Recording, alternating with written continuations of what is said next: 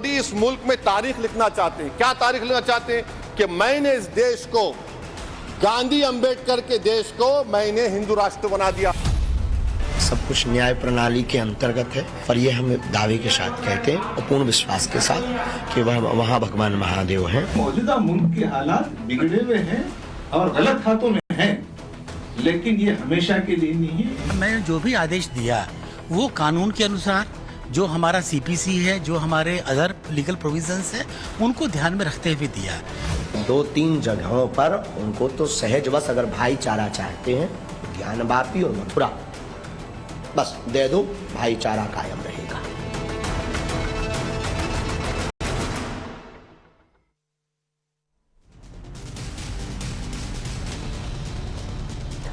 नमस्कार, times now नव भारत पर देश के सबसे पसंदीदा डिबेट शो राष्ट्रवाद में आपका स्वागत है। आपके साथ मैं हूं राकेश पांडे। राष्ट्रवाद यानी देश से बढ़कर कुछ नहीं। ज्ञानवापी को बाबरी बनाएंगे ऐसा कहकर कब तक भड़काएंगे? तहखाने में देवता, पीएम मोदी के नाम पर नफरती एजेंडा। और आज तो बाबा बागेश्वर ने फॉर्मूला दे दिया कि काशी मथुरा दे दो, भाईचारा बना रहेगा। ज्ञानवापी का सत्य सामने आने के बाद से नफरती एजेंडा वाले बयानों की बाढ़ जारी है। कल जुमे की नमाज के दौरान अब्दुल बातिन नोमानी ने कहा कि ज्ञानवापी को बाबरी बनाने की कोशिश हो रही है। सामने 2024 का चुनाव है, तो इसी बहाने मुस्लिम वोट बैंक साधने और मोदी के खिलाफ नफरती एजेंडा फैलाने वाले बयान जमकर दिए जा रहे हैं। इस रेस में ओवैसी सबसे आगे निकलते दिखाई दे रहे हैं। देश की संसद से ओवैसी ने पीएम मोदी पर हमला बोला और यह कह दिया कि भारत के मुसलमानों से उनकी शिनाख्त छीनने की कोशिश हो रही है। ओवैसी तो यह भी कह रहे हैं कि ख्वाजा अजमेरी के दरगाह पर चादर, लेकिन मुसलमानों से चादर छीनने की कोशिश हो रही है और मुसलमानों की चादर मस्जिद है। ओवैसी ये भी कह रहे हैं कि मुसलमान तो पीएम मोदी पर भरोसा ही नहीं करते। सुनिए। भारत के मुसलमानों से उनकी शनाख्त को छीनना चाहते हैं। ख्वाजा अजमेरी के आस्थाने पर चादर बिछाइए, मगर आप जो चादर मुझसे छीनना चाह रहे हैं मेरी मस्जिद है। आप हर मस्जिद को छीनना चाहते हैं। आप बताइए 17 करोड़ मुसलमानों को क्या पैगाम दे रहे हैं आप कि आप हर मस्जिद को छीन लेंगे मुझसे? नरेंद्र मोदी इस मुल्क में तारीख लिखना चाहते हैं। क्या तारीख लिखना चाहते हैं? कि मैंने इस देश को, गांधी अंबेडकर के देश को मैंने हिंदू राष्ट्र बना दिया। ओवैसी ने यह भी आरोप लगाया कि पीएम मोदी देश को हिंदू राष्ट्र बनाकर अपना नाम करना चाहते हैं। तो वहीं जमाते इस्लामी हिंद के मोहतसिम खान ने यह कह दिया कि मुल्क गलत हाथों में है, लिहाजा वो आवाम से अपील कर रहे हैं कि वो इसे बदलें। और ये सारे बयान इसलिए दिए जा रहे हैं क्योंकि ज्ञानवापी में सर्वे के बाद देश के लोग इस बात को लेकर देख रहे हैं कि सच्चाई क्या है ज्ञानवापी की। औरंगजेब ने कैसे उस जगह की पहचान बदली थी, सुनिए। मैं उम्मीद करता हूं कि हमारे भारत के हमारे हिंदू भाई देश के प्रधानमंत्री की सोच को नाकाम करेंगे। उन पर है मौजूदा हुकूमत तो नफरती की बुनियाद पर अपना कारोबार चलाना चाहती है, ऐसे ही लोग इनाम देगी। तो हम यहाँ जो देश के जनता के लोग ये कहेंगे कि देश में जो अब माहौल बना हुआ है इसको बदलना चाहिए। मौजूदा मुल्क के हालात बिगड़े हुए हैं और गलत हाथों में हैं, लेकिन ये हमेशा के लिए नहीं है। इनको बदलने की ताकत अवाम में है, इसलिए अवाम से बात कर। अब आप सोचिए कि हिंदू पक्ष अगर ये कह रहा है कि ये उसकी पूजा पाठ की जगह है, उसको उसका हक मिलना चाहिए, तो एक पक्ष ये कह रहा है कि मुल्क गलत हाथों में चला गया। यानी एक पक्ष अपनी आस्था को लेकर अपनी भावनाएं जाहिर ही न करे, वो सच्चाई के लिए लड़ाई नहीं जिस पर उसका विश्वास है। ज्ञानवापी पर विवादित बयानों और मोदी के खिलाफ नफरती एजेंडा वाले बयानों के बीच आज बाबा बागेश्वर ने भाईचारा बढ़ाने वाला फॉर्मूला दिया। उन्होंने कहा कि अगर भाईचारा चाहते हैं तो ज्ञानवापी और मथुरा दे देना चाहिए, भाईचारा इससे कायम रहेगा। सुनिए। कोर्ट की मंशा पर सवाल उठाने का मतलब ये है न्याय प्रणाली को आप कटघरे में खड़ा कर रहे हैं। इसका मतलब आपको अपने आप पर भी भरोसा नहीं। शंकर जी निकलने हैं, ये तय है।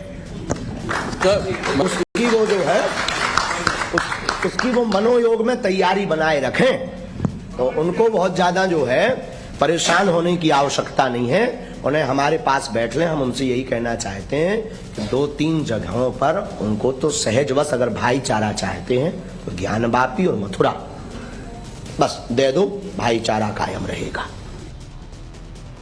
अब चलिए वो सवाल आपके सामने रखता हूं जिनके इर्द गिर्द आज की चर्चा आगे बढ़ेगी। सवाल यह कि ज्ञानवापी को बाबरी बनाएंगे, कब तक भड़काएंगे? ज्ञानवापी का सत्य सामने, क्या इसीलिए तिलमिलाट और इसीलिए ऐसे बयान दिए जा रहे हैं? सवाल यह भी है कि तहखाने में देवता, जहां पर व्यास परिवार पूजा करता आया है, तो मोदी के नाम पर क्या नफरती एजेंडा फैलाया जा रहा है क्योंकि उनको पूजा का हक मिल गया? बाबा का फॉर्मूला काशी मथुरा दे दो भाईचारा क्या इससे बना रहेगा और यह पूरा विवाद खत्म हो जाएगा? सवाल यह भी है कि वर्शिप एक्ट की बार बार दलील तो दी जा रही है, लेकिन 93 में पूजा रुक गई, क्या उस समय वर्शिप एक्ट का पालन हुआ? इस पर सवाल पूछे तो खामोशी हो जाती है। सवाल यह भी कि मुसलमानों को मोदी पर भरोसा नहीं, और वैसे कुछ भी कहेंगे। चलिए आपका परिचय आज के मेहमानों से करवाता हूं। मोहम्मद फरहान हमारे साथ जुड़े हैं, जो कि एमआईएम पार्टी के नेता और प्रवक्ता हैं। हाफिज नूर अहमद हजारी साहब, यूपी प्रेसिडेंट मुस्लिम पर्सनल लॉ बोर्ड के। विनोद बंसल जी, वीएचपी के प्रवक्ता। वजाहत कासमी जी, मुस्लिम स्कॉलर। और राम दिनेशाचार्य जी, हिंदू धर्मगुरु, हमारे साथ जुड़े हुए हैं। सबसे पहले फरहान, मैं आपके पास आ रहा हूं। एक पक्ष 93 तक पूजा कर रहा था, उसको पूजा का अधिकार चाहिए था। जिला अदालत ने कहा कि ठीक है भाई, पूजा आप करिए, मामला ऊपरी अदालत में है, जो भी फैसला आएगा उससे देश मानेगा, दोनों पक्ष मानेंगे। लेकिन उसके आधार पर आप यह कहेंगे कि मुसलमान भरोसा ही नहीं करते, मतलब कुछ भी कह देना है।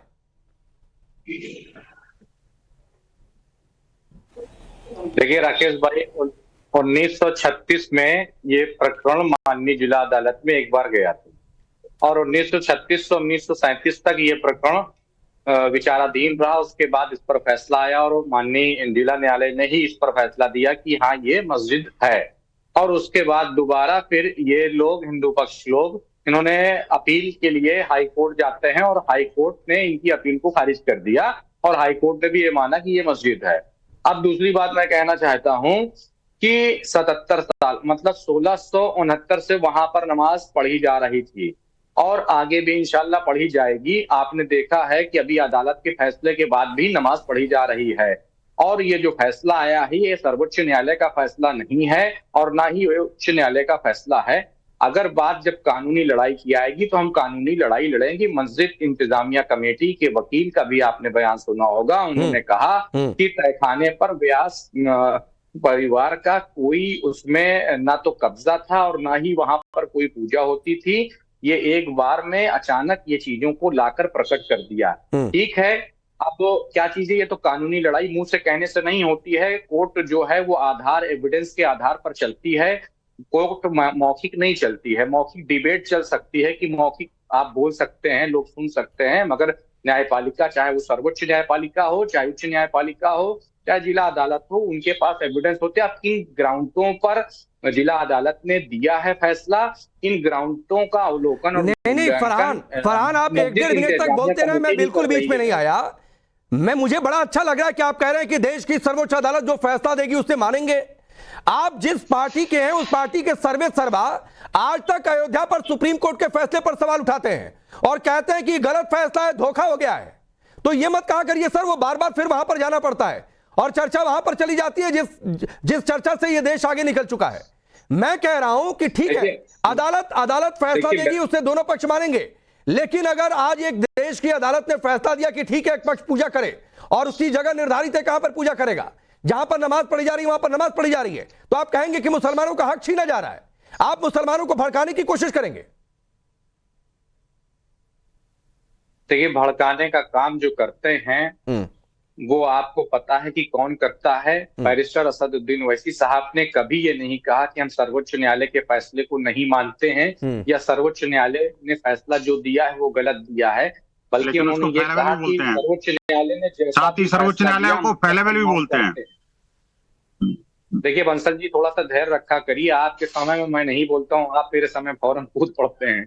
आप बड़ा उत्सुक कूदा नहीं है, मैं तो ये आपने कहा था सर्वोच्च न्यायालय की बात करी तो उन्होंने आपका ही ये बैरिस्टर साहब कहते हैं ना कि वो तो सर्वोच्च न्यायालय फेलेबल है। केंद्र सरकार ने वो फेलेबल का क्या मतलब है भाई? अच्छा, सर्वोच्च न्यायालय फेलेबल है, ये कैसे हुआ? सर्वोच्च यही आपका सर्वोच्च न्यायालय के प्रति आदर है क्या? सर्वोच्च न्यायालय के प्रति यही आदर है कि आप सर्वोच्च न्यायालय को बार बार फेलेबल बोल देते हैं और उस पर उंगली उठाते हैं और आप कहते हैं कि हम न्यायालय का सम्मान करेंगे। इसी को सम्मान बोलते हैं क्या? न्यायालय का फैसला बदल देते हैं। अरे मैं कहता हूँ न्यायालय तो न्यायालय है ना, सर्वोच्च न्यायालय का, उच्च न्यायालय का, सर्वोच्च जिला अदालत है। न्यायालय पे भरोसा नहीं है क्या आपका? भाई न्यायालय में भरोसा नहीं है क्या आपका, ये बताओ ना। अगर आप न्यायालय में भरोसा है और न्यायालय ने निर्णय दिया है कि आखिरकार वहां पर पूजा होनी चाहिए, आपकी नमाज भी हुई ना, आपकी नमाज भी, पूजा भी हुई। ठीक है विनोद जी, विनोद जी आ रहा हूं। फरहान ओवैसी कह रहे हैं कि हिंदू राष्ट्र बनाकर मोदी अपना नाम करना चाहते हैं, मुसलमान गम और गुस्से में हैं। अयोध्या को लेकर जब प्राण प्रतिष्ठा हो रही है वो कह रहे हैं कि 500 सालों तक जहां सजदा कर रहे थे वहां मंदिर बन गया। दुख होता है कि नहीं होता है बार बार बाबरी का नाम लेकर? तो ये भड़काने वाली बात नहीं है क्या?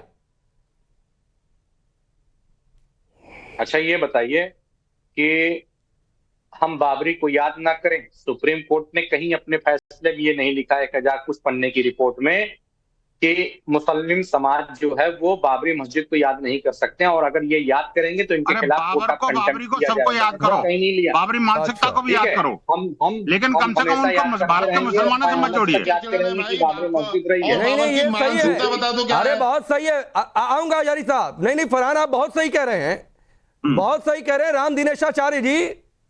फिर तो ये अजीब स्थिति है कि कोर्ट ने नहीं कहा कि बाबरी का नाम मत लीजिएगा, इसलिए बाबरी के नाम पर लेकर भड़काते रहे चलेगा।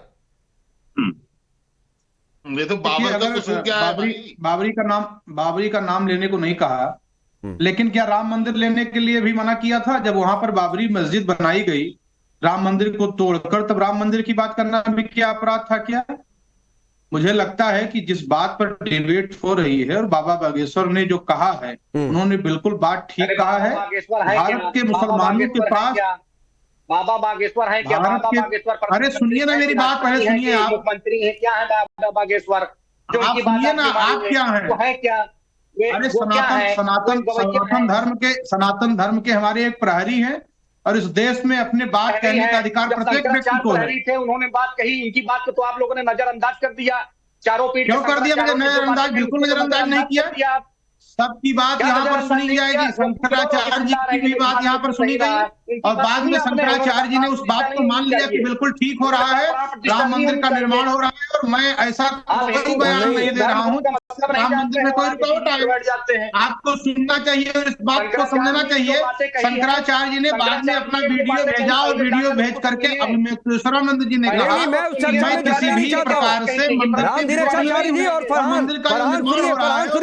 मैं उस चर्चा में नहीं जाना चाहता हूं। शंकराचार्यों ने क्या कहा नहीं कहा उस पर क्या सत्य था, फैक्ट सामने आ गया, उस पर डिबेट हो चुकी है। और प्लीज फरहान भाई सुनिए, मुझे आपसे शंकराचार्य और हिंदू धर्म पर ज्ञान नहीं चाहिए, तो आप उस पर मत दीजिए प्लीज। आपके पक्ष की बात को आप उधर मत जाइए। जिस प्रकार से भगवान श्री राम का मंदिर लेने में 500 वर्ष लग गया इस भारतवर्ष में, जहां हिंदुस्तान में सबसे ज्यादा हिंदू रहते हैं, हमसे ज्यादा कोर्ट पर कौन भरोसा करेगा? सीने पर गोलियां खाने के बाद और फिर जाकर के राम मंदिर को प्राप्त किया है कि आप फिर चाहते हैं कि ज्ञानवापी को प्राप्त करने के लिए और मथुरा को प्राप्त करने के लिए बार बार हिंदू गोली खाता रहे, जेल जाता रहे, अपने प्राणों को गंवाता रहे, उसके बाद जाकर के मंदिर से प्राप्त होगा? एक मिनट राकेश भाई, मैं परम आदरणीय धर्म गुरु जी से एक बात कहना चाहता हूं, बंसल जी से भी कहना चाहता हूं। बंसल जी तो मेरे बहुत ही प्रिय व्यक्ति हैं, मैं इनसे बड़ी मोहब्बत करता हूं। मैं आप ये बताइए कि 77 साल से जिस मस्जिद में नमाज हो रही थी, 77 साल से, और 77 साल तक आप सोते रहे। अब ये जब से भारतीय जनता पार्टी की सरकार केंद्र में आई और स्टेट में आई तो आपकी नींद खुल गई। तो इसका क्या मतलब बनता है? इसका क्या मतलब? 77 साल से एक भी दिन आपकी नमाज नहीं रोकी हमने, लेकिन आपने एक दिन की पूजा बर्दाश्त नहीं करी। आप सोचिए 77 साल से आपकी नमाज को हमने अपने मंदिर में बर्दाश्त किया, लेकिन आपने एक दिन की पूजा बर्दाश्त नहीं करी। यही है इस्लाम का कट्टरपंथी चेहरा, इसी को कहते हैं आतंकवादी मानसिकता। आप देखिए कि एक दिन जुम्मे के दिन नमाज भी हुई और पूजा भी हुई और शांतिपूर्ण हुआ, लेकिन आपके कट्टरपंथी जिहादियों ने लगातार हमला करने की कोशिश करी। एक तरफ तो जा रहे हैं मंदिर कोर्ट में और दूसरी तरफ बंदर का ऐलान करते हैं, हिंदुओं पर हमला करने की कोशिश करते हैं और मुसलमानों को भड़काने की कोशिश करते हैं। अरे शर्म आनी चाहिए आपको। मैं एक चीज और पूछ ले रहा हूं, एक चीज और पूछ ले रहा हूं फरहान। अब मैं जा रहा हूं अजहरी साहब के पास, क्योंकि वो भी आपके पक्ष की बात करेंगे। अजहरी साहब ये कह रहे हैं 77 साल, मैं जा ही नहीं रहा उधर, चलिए ठीक है वो देश की अदालत देखेगी। 93 तक एक जगह पर पूजा होती आई, वो पूजा फिर से शुरू हो जाए, कोर्ट आदेश दे रहा है और उस पूजा को रुकवाना चाहता है मुस्लिम पक्ष, तब नहीं ये दलील समझ में आती है क्या? भाई पूजा से कौन सी तकलीफ है? पूजा ने कौन सी इनके मस्जिद को ढा दिया? फरहान भाई आऊंगा, अजहरी साहब बोलिए। फिर उसके बाद आगे आपने आपने पहले भी मुझसे कहा था एक बार, तो मैं समझ रहा था बाकी आपकी बात सही होगी, लेकिन जानकारी मिली है, जो हमने जानकारी ली है बनारस के लोगों से, कि वहां कोई पूजा हुई नहीं। और जो 1993 तत्कालीन सर सुनो इनको बहुत ज्यादा पता है कि देखिए ना कैसी बहुत देर से बोल रहे हो। नहीं एक बार सुन लेते हैं, देश का अमन बड़ी मजेदार चीज है, एक बार सुन लेते हैं विनोद दत्त। अरे चलिए अजय साहब, कहाँ पूजा नहीं हुई कभी? ज्ञानवापी में पूजा ही नहीं हुई। ज्ञानवापी मस्जिद ही दीदी, देखिए आपके पास कोई इसका सबूत हो वहां पूजा हुई या मुलायम सरकार ने उसको बंद कराया, आप उसको कोर्ट में करें, पेश पूजा ही नहीं हो रही थी। कहाँ होती थी? सुनिए, कहाँ होती थी पूजा, हम बता रहे हैं। एक मिनट राकेश भाई सुनिए, पूजा होती थी, कहाँ होती थी मैं बता रहा हूँ। अब बंसल जी पूछिए, बंसल जी भी गए कि नहीं पूजा करने वहां पे कभी, जहाँ होती थी पूजा जानते हैं? अच्छा, आप नमाज पढ़ने गए कभी? राकेश भाई आप बताओ, नमाज पढ़ने गए? हम गए। मैं तीनों को चैलेंज करता हूँ, तीनों को कोई भी नमाज पढ़ने 2 बार हम लोग जुमे की नमाज पढ़ी है। सुनिए मैं आगे बढ़ रहा हूं। सुनिए फरहान भाई, आपने 2 बातें कही ना, मैं आपको वो भी बता दूंगा कि व्यास परिवार कब से कितनी बार पूजा करता आया है, व्यास परिवार का क्या वहां पर इतिहास है, आप कहेंगे ये भी आपको बतलवा दूंगा। नंबर 1 चीज सुनिए, आप ही की बात पर आ रहा हूं। और श्रृंगार गौरी की नियमित पूजा 93 तक हो रही थी, वो पूजा भी ना हो ये मुस्लिम पक्ष चाहता है, तो जाकर पहले अपने लोगों को समझाइए कि ये पूजा होने दो, मत इस पर रोक लगाओ। हमें जवाब देना मुश्किल हो जाता है। वो मस्जिद के पीछे बोलते रहोगे राकेश भाई, यहाँ पे अच्छा चलिए हिंदू धर्म के रुकिए, आपको समझ पा रहा हूँ, रुकिए। वजाहत कासमी जी कौन एक तरफा बोल रहा है? कौन एक तरफा बोल रहा है? वजाहत कासमी जी, वजाहत कासमी जी आपके फेवर। देखिए राकेश भाई, मैंने बहुत धैर्य से सुना है सबको, और किसी को मैंने कोई इंटरप्ट नहीं किया। अब आप भी थोड़ा सा इनसे कहें कि सुन लें, थोड़ा धैर्य रखें। सबर भी कोई चीज है, उसको भी ऊपर वाले नहीं पैदा किया है। बोलेंगे तो हम लोग इंटरप्ट करेंगे, इसलिए जो भी बोलिएगा शब्दों की जब से आप गलती बोल रहे हो, मैंने कोई इंटरप्ट नहीं किया। रुकिए फरहान भाई, इतनी देर से वो इंतजार कर रहे हैं, सुन लीजिए। बात यह है राकेश, बात यह है कि बाबरी मस्जिद और राम मंदिर पर जो भी मसला रहा, देश का मुसलमान और हिंदू आम आदमी, और बल्कि सनातन के तो तमाम शंकराचार्य और तमाम धार्मिक लोग भी चाहते थे कि ये मसला बैठ करके हल हो, और उस पर कई बार बैठकें हुई। लेकिन 2-3 कट्टरपंथी संगठन, उसमें जमीयत उलमा और मुस्लिम पर्सनल लॉ बोर्ड, हमेशा टांग अड़ाते रहे और पूरी जिंदगी ये कहा कि हम सुप्रीम कोर्ट में हैं और सुप्रीम कोर्ट जो करेगा वो होगा। फिर पूरी दुनिया ने यह भी देखा कि सुप्रीम कोर्ट ने क्या फैसला किया, और फिर यह भी देखा कि इनका धैर्य उस वक्त कहां चला गया था, और अभी भी ये क्या क्या बकवास कर रहे हैं। ज्ञानवापी के मसले को लेकर के अगर हम लोग चाहें, आम आदमी इस बात के लिए आज तैयार खड़ा हुआ है, पूरे देश में 125 करोड़ लोग बगैर किसी धर्म पद के पर लगाम लगाइए, बकवास कर रहे हैं। हजारों लोगों के दिल में इस बात की खुशी है, हजारों लोगों के दिलों में राकेश इस बात की खुशी है कि नमाज और पूजा एक ही छत के नीचे हो रही है। क्या हम इस पल को राकेश भाई पूरी दुनिया के लिए खूबसूरत पल नहीं बना सकते कि एक ही छत के नीचे हमने नमाज पढ़ी है और उसी छत के नीचे हमने पूजा की है? क्या हम इस पल को पूरी दुनिया के लिए मिसाल नहीं बना सकते? और ये तो यहां माननीय न्यायालय का ऑर्डर भी आ गया है, और आपने देखा कि इनकी बदतमीजी और इनकी जुबानें इस कदर लंबी हो गई हैं कि न्यायपालिका को इन्होंने कटघरे में खड़ा कर दिया। अगर हम वाकई दावत का पैगाम देना चाहते और हम बताना चाहते कि इस्लाम क्या कहता है, तो इस्लाम यह कहता था कि एक ही छत के नीचे न्यायालय के हुक्म के बाद पूजा भी हो रही है, एक ही छत के नीचे नमाज भी हो रही है, और वही नमाजी ऊपर से उतर के नीचे इनको गले लगाते और ये ऊपर जाकर उनके गले लगते। लेकिन दिक्कत है वजाहत कासमी जी की ऐसा हो जाता है कि और देश की अदालत फैसला देती है तो लोग कहते हैं कि मुल्क गलत हाथों में है। जमाते इस्लामी हिंद ने आज ये बात कही। जी मेरी बात राकेश प्लीज मेरी बात मुझे पूरा करने दीजिएगा। राकेश भाई आपके मतलब की बात करें उसी से ही बुलवाइए।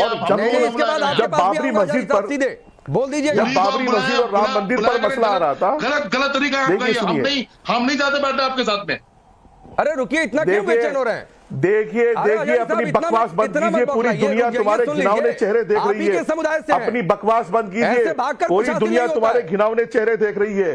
तुमने पूजा को भी विवादित बना दिया, तुमने नमाज को भी विवादित बना दिया। आज हिंदू मुस्लिम को इस दाने पे लाके तुम लोग खड़ा कर देना चाहते हो कि हिंदू मुस्लिम एक दूसरे का सर फोड़ दें, जबकि वहां नमाज पढ़ने वाले भी खुश हैं और पूजा करने वाले भी खुश हैं। तकलीफ तुम्हें हो रही है, तकलीफ मुस्लिम पर्सनल्लाह को हो रही है, तकलीफ जमीयत को हो रही है और तकलीफ इन दुकानदारों को हो रही है जिनकी दुकानें बंद होने जा रही है इस देश में। और फिर माने न्यायालय को। आप पूरी जिंदगी शोर मचाया कि न्यायालय का हुक्म मानेंगे, न्यायालय का हुक्म मानेंगे, और यहां भी बोल रहे हैं और न्यायालय के ऑर्डर को कटघरे में खड़ा कर दिया है। ठीक, नहीं फरहान भाई ऐसे मत हंसिए, ऐसे मत हंसा करिए। क्या बहुत लोगों को फिर दिक्कत होती है। जोकर है, जोकर जी, इनका बैरिस्टर जोकर है, ये भी जोकर है बेचारा जी। और रावण भी ऐसी हंसता था। हाँ बोलिए भाई, नफरत है इनके दिलों में। राकेश भाई, मैं डिबेट छोड़ के नहीं जाऊंगा। राकेश भाई, सबका मुकाबला करूंगा, डिबेट छोड़ के नहीं जाऊंगा। पूरे देश में इनके मुकाबले के लिए तैयार हूं, डिबेट छोड़ के नहीं जाऊंगा। ठीक, बोलिए फरहान भाई, बोलिए आप जो बोल रहे हैं। बोलिए। देखिए राकेश भाई, ऐसा है कि जो यजीद था वो भी मुसलमान था।